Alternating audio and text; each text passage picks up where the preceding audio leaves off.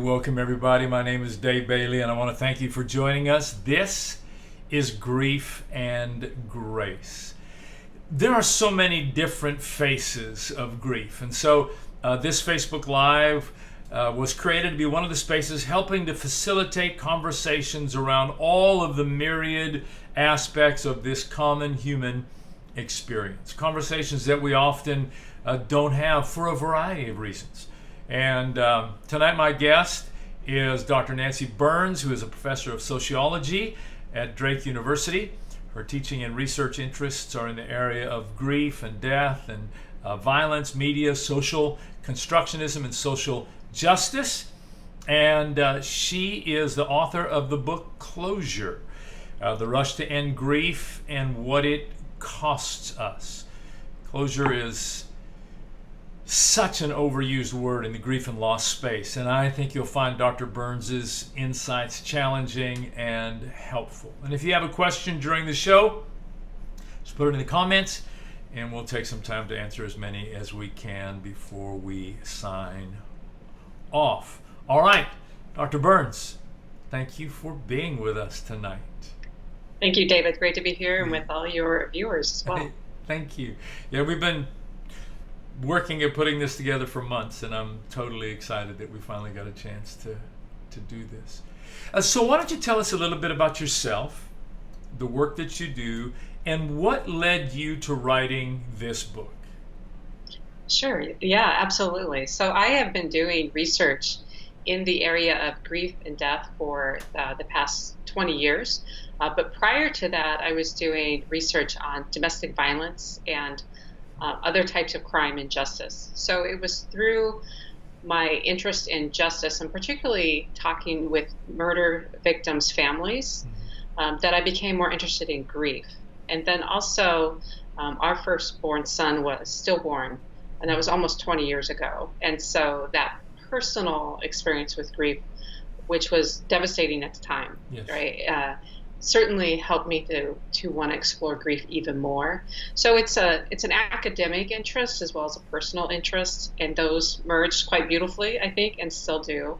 And I followed in love with the topic of death and grief in terms of talking with people about it, and that's what I continue to do for my research. Wow. Yeah, both my brother and my niece had experience with stillborn children that had come to full term and were stillborn, and I got to see firsthand the enduring nature of that from that grief, So yeah. So from your research, when did the concept of closure begin to enter the conversation around grief? So when did I notice it and start to be interested in it, or in our general? Culture? In general, because it's kind of a relatively new phenomenon. So when Right. did that whole idea that this is something that we really needed begin to become part of popular culture? Right. So in the 1990s is when the concept of closure really started to become more popular.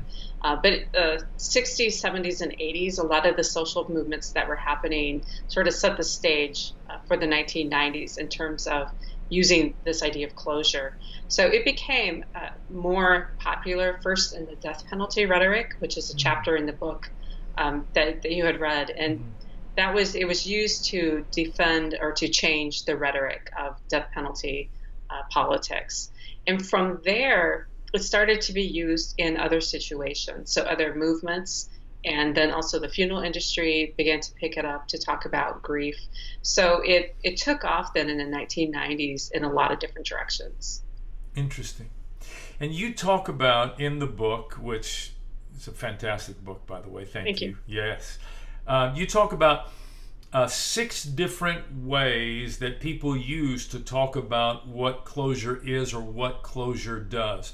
You talk about closing a chapter, remembering, forgetting, getting even, knowing, confessing, or forgiving. Can you walk us through those, and how might some of those ways be helpful and not so helpful with this whole idea that there is this magical, mystical place called closure? Yeah, sure. So closure is this concept that's been constructed. So there isn't an actual thing that is closure. It's a way that we talk about things. So it's also why it's become such a popular word or popular concept in politics as well as commercialization, because you can make it fit whatever narrative you want. Yes. So there is no one definition for closure, and that's why people can use it. And it's interesting. I always encourage my students. I said, if people start using the word closure, just ask them, what is it that you mean by that? And a Yes. lot of times people aren't sure what they mean by that. They've just heard it a lot or think that's something you need. So sometimes people are using it to define a very specific thing. So if I finally know what happened in a situation, or I have a specific question answered, then maybe they have closure to that. Mm. But a lot of times it's just a very general, vague concept. And what I found in my research is that people tend to use it to talk about other people's pain more so than their own. Wow, So to interesting. say, yes, right. So to say, I think you need closure on this, on your grief or on your breakup. Well, it's used a lot with breakups. But when people tend to be in the pain themselves, I think a lot of times they understand this isn't so simple that you can just wrap it up and set it aside Yes. as closure might mean to them.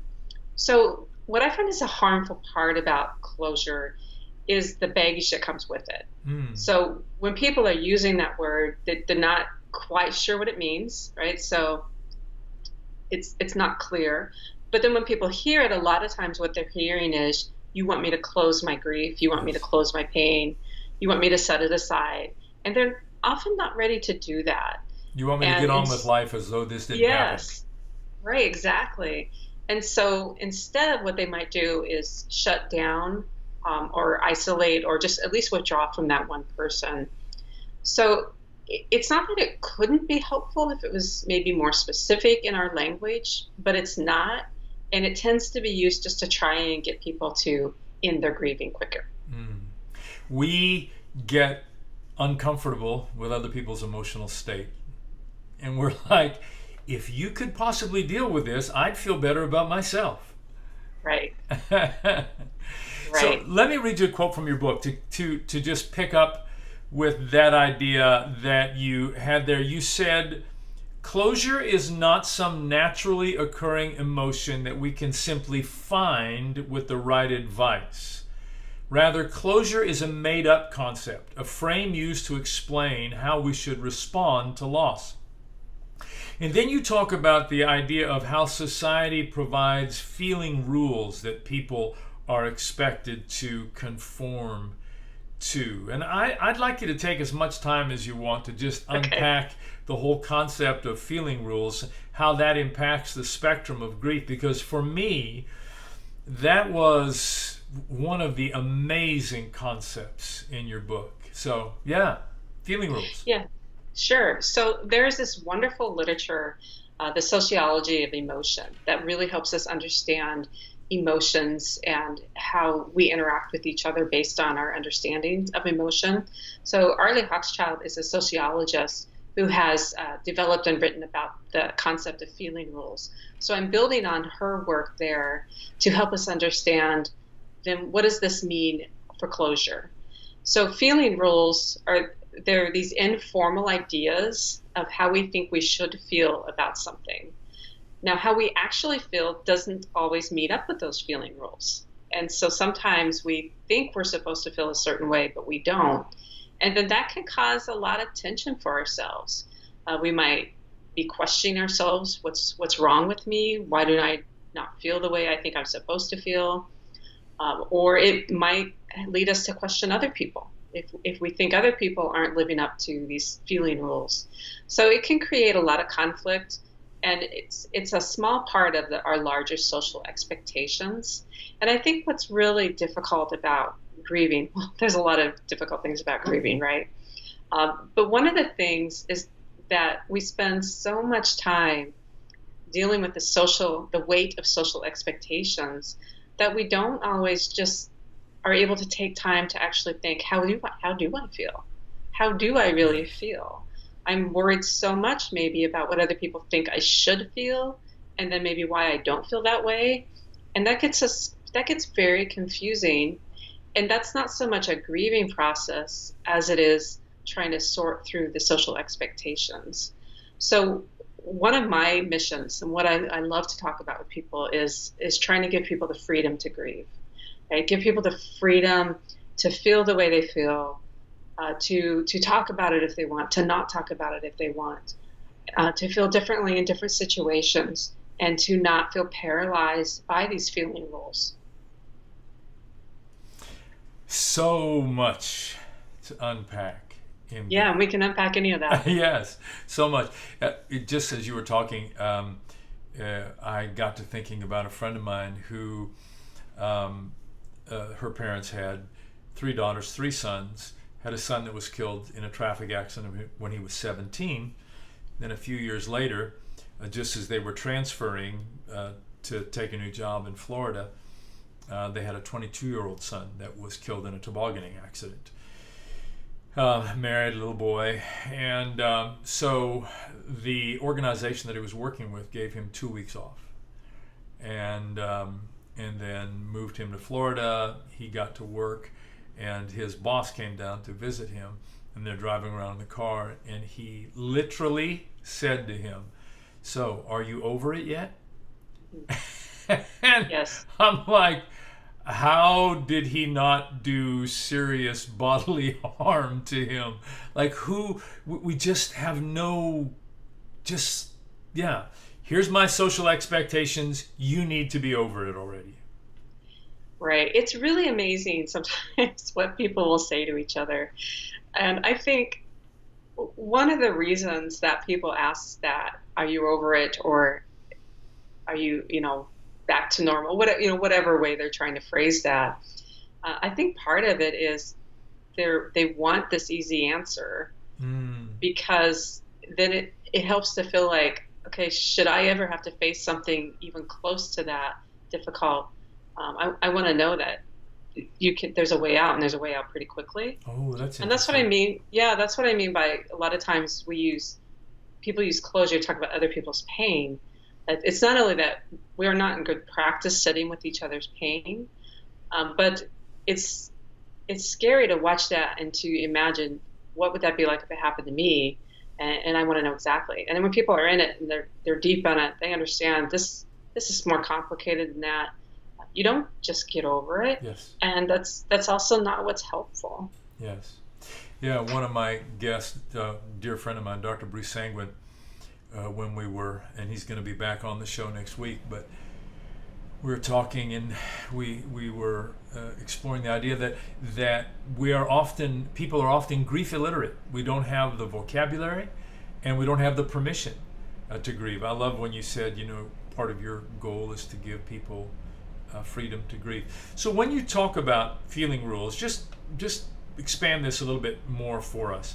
What are some of the feeling rules that people tend to give other people?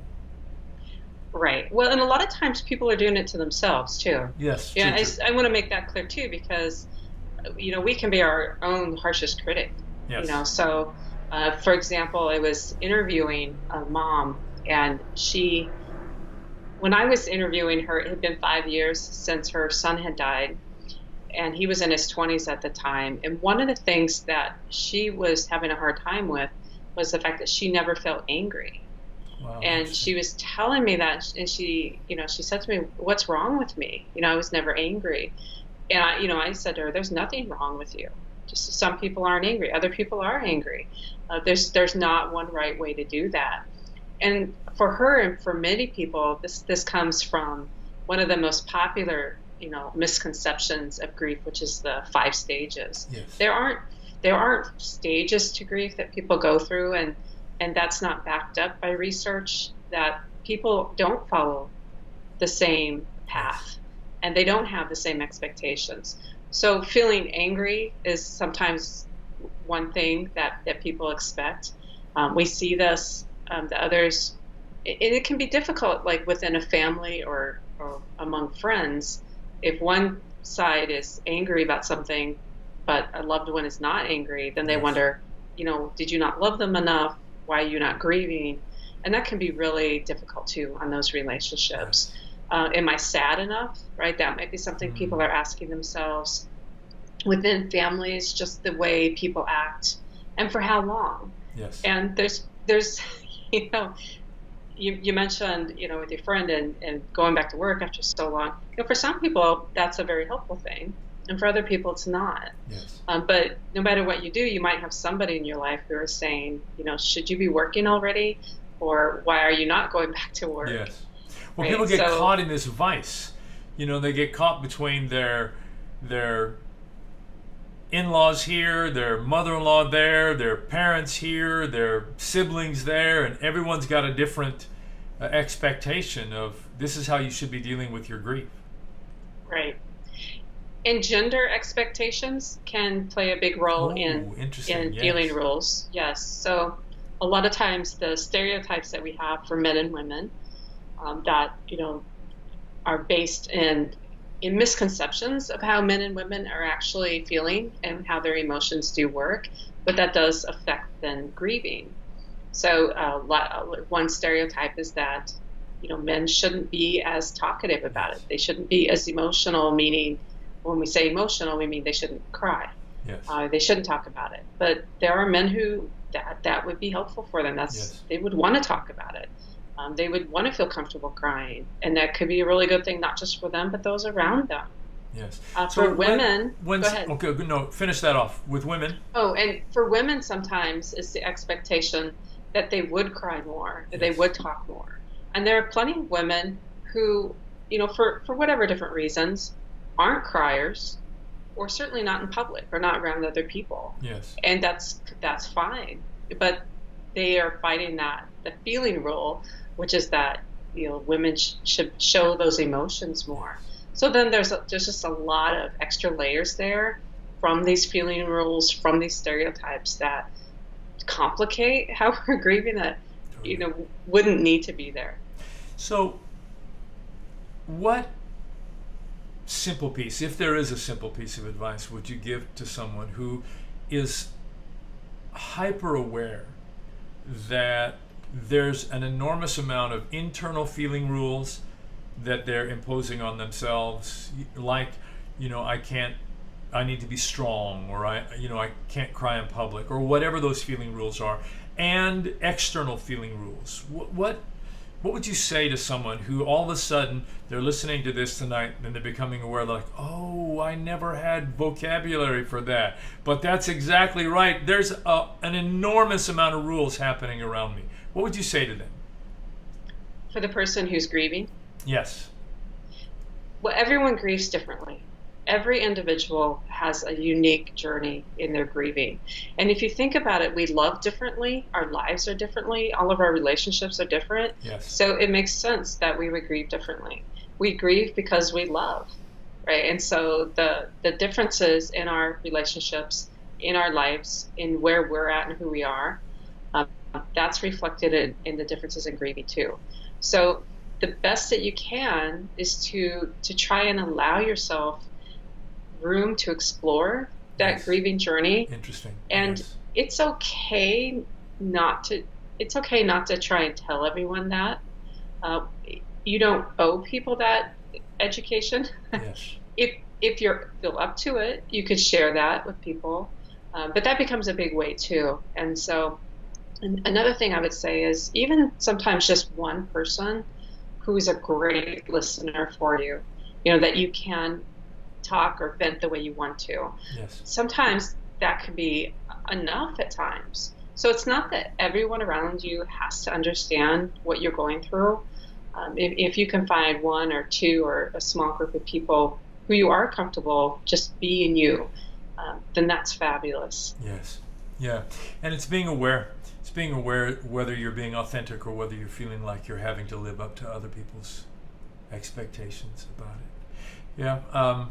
My guest last week was Michelle Hernandez from Soaring Spirits International. She said something that was so profound. Grief is not a problem that needs to be fixed. I love that. Absolutely. Yeah. And yet, you talk about how, in the book, it talks about how traumatic grief and prolonged grief have not just been a therapeutic diagnoses, they've actually become mental health diagnoses, as though the grief of losing a child in a homicide or whatever might have an ending to it, and if that grief went on for a long time, somehow there's a mental health issue to that. Right. And this might get some controversy on your show, right? It's saying that, but I do think it's such an important distinction. And I'm not the only voice out there by far, right? This is a hotly contested debate about whether grieving belongs as part of a mental health syndrome. So I think it's a mistake that we lump grieving with other mental illnesses, because people who are grieving may be struggling with a mental health concern. That's possible, and absolutely we would want them to seek some help for some of their mental health struggles, but that we want to separate that from grief. And it's tricky because grieving can have so many of the same symptoms and so many of the same behaviors as other mental illnesses. So it can be tempting maybe to see those as the same thing. But you can be grieving and be struggling with a mental health concern. Yes. What I think in the bigger picture, not just for helping people understand that, but just our cultural way of thinking about grief, is what's been happening over the years is that we're losing this idea of grief as normal. Yes. Grief is a normal response to loss, and we have losses throughout our life. And even more than that, I think that it's important to understand that grieving is beneficial. And so if we're short-circuiting that process of grieving, then people aren't able to benefit from the actual process of grieving. So those are my concerns of if we turn it into a mental health condition, we privatize that, we medicalize it, we isolate people, we make them feel like this is an individual problem and that they need to get over it as soon as possible. Otherwise, it becomes a sickness or pathology. Yes. And I think that's not only misleading, but it's counterproductive. Certainly, there are people who are grieving and who have a lot of layers of complications going on, and people who do need additional help. I mean, so that's absolutely true. But let's separate those and talk about them as different issues that are related, but they're still different. Yes. I love the way that you phrased it. You said grief is complicated and it's normal. Yes. And I think just that simple concept alone, grief is complicated and it's normal. Yeah. Right. Let me read you a quote you have in the book from Frank Ochberg. I always feel a little strange reading an author their own book, but no, that's great. Go ahead. He's a psychiatrist specializing in traumatic stress, and he said, "You don't get closure on trauma, on tragedy, on the impact of human cruelty, but you do grow. You do get sadder and wiser, and you do more often than not get the opportunity to help fellow travelers. Closure is a myth, but progress is not." I love that. So, when people use the word closure, maybe it's because it's the only word that they have, and they're trying to describe something they're searching for, maybe even desperate for. What insight or concept would you offer as an alternative that doesn't, in your words, rush to end grief in a way that isn't helpful or healthy?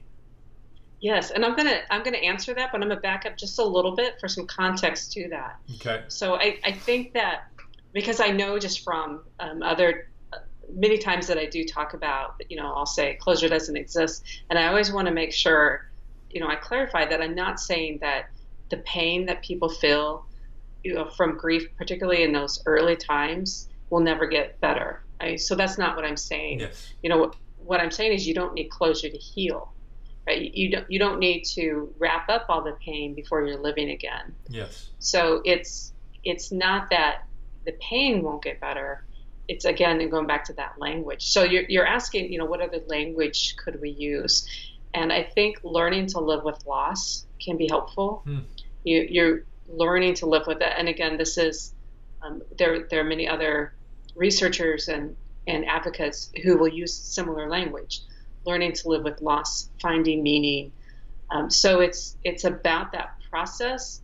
But the trauma that happens to us, we can't just forget it.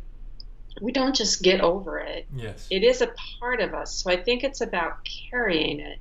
And if you think about, like, if you have a really heavy backpack, you can do different things, right, to lighten that load. I mean, one is you can try and take some things out of the backpack. So if whether it's on your own or with professional help or just with friends, if there are things you can unload about the trauma in terms of how you're carrying that, then that might lighten the load some, but it's still going to be part of you. Yes. And that doesn't have to be seen as a bad thing. So what happens can be bad, but it can also shape people and deepen their compassion and strengthen people and help them connect with humanity even more. So another way that we can lighten a heavy backpack is by shifting the way we carry it, right? So if you think about how you adjust backpacks or something heavy, just the way you position it on your body, then it becomes easier to carry. And so what we want to think about the grief, the pain, the trauma. How do I remember it? How do I think about it? How do I carry it? So that's I think the concept, the perspective, and maybe even some language that I find more useful when talking with people as opposed to closure. Yes. Closure has often this finality to it. And if they like the word closure, if they find it appealing, then I would certainly want to ask them why, and just have them share with me. And that certainly, helps us to understand them, what it is that they're seeking. Yeah, what is it you're looking for? I personally came away from reading your book with a whole new way of framing my experience of grief over the loss of my dad. And I'd go for long walks listening to the book and thinking and pondering and then coming back and opening it and reading and rather than closure, I for myself began to think of grief as a story with many chapters, and each of those chapters might bring some resolution, of thoughts or of emotions or of questions, but each chapter is like a cliffhanger that leads to the next and to the next and to the next. And what makes the story, is pondering this, what makes the story of grief different than other stories is there's never a page that says the end. My loss will never change, so my grief will always be real. But for me, in my experience, 5.5 years, as each chapter has unfolded, there's come a deepening of love and a deepening of appreciation for his life that I could never have anticipated. And the story goes on. I know there's an unending amount of chapters still to be written. The one thing that it's helped me, I've sat with families that I'm helping, since I work in the death care industry, families that I'm helping that have lost their dad, kids that have lost their dad. I say to them, I know that you love your dad today in ways that you can't imagine that you could ever love him more than you do. But I promise you, a year from now, 3 years from now, 5 years from now, that love will be so deeper and richer. And they look at me like, really? I'm like, yeah, really. Just tuck that away, because that's going to happen. So thank you. Yeah, that's a great way, to share that with them. And, in your example of a story, and what makes a story great is we have those threads, right? We have those parts of the story that are woven throughout it. Yes. And, your dad is part of you. Yes. Right. So it would make sense that you would carry that, and that would, his love and what you learn from him and your memories, and along with that's going to come some sadness and grief. Yes, of course. Right? And that's And Yeah, it is so living with loss. I like the way that you said that. It's living with loss. right. My loss is never going to change. Dad's never coming back, you know? And so you live with it, but you find a little resolution, and a little resolution. A friend of mine says, there is no closure, there's only a lot of little closings. And I thought that was, yeah. And I might help in thinking about that just another way. I mean, and again, with language, that's one of the beautiful things about language and our differences is that the way one person thinks about it, it might be different from someone else, but that can work for them. I think one of the things that happens when you're so close to a death in time, right, that it hasn't happened too long ago, a lot of times what you remember and what you think about is connected to the death more. Yes. Yes. Particularly if it was traumatic, sudden, violent, and it takes some time to where you start to remember more of the person's life. Yes. Brilliant. And I think so in some ways with time there are also more openings. So with a death, sometimes we feel like that door is slammed shut and we just so desperately want to open that door so we can get back to before. Yes. Right? I want to go back to before. I don't know this world around me without this person in my life, and I just want to go back. Yes. And we're pounding at that door, trying to get it open. And what happens in time, and this varies for people how long it takes, and that's okay. There's no one time schedule. Yes. But what happens with time is that we begin to see the windows, and we begin to we can't get back to the before the way it was, but we begin to see more clearly what it was like, what we had, the lessons we still carry with us, and we always get to keep that love. Yes. So, but that takes some time because we can be so deep in grief or trauma, and again, that's going to vary for people. But there are more openings down the road too. Wow, I love that. I love that. We start to see the windows. Yes. Wow, that's brilliant. So let me ask you one last question. You've been so gracious to come and be with us tonight and share your time. And I know that between the university and all this work that you do, you're a busy person, and so I'm extraordinarily thankful. But I always like to end sort of with this question, or a variation on this question. What is the most important thing that you would like to say to us about grief?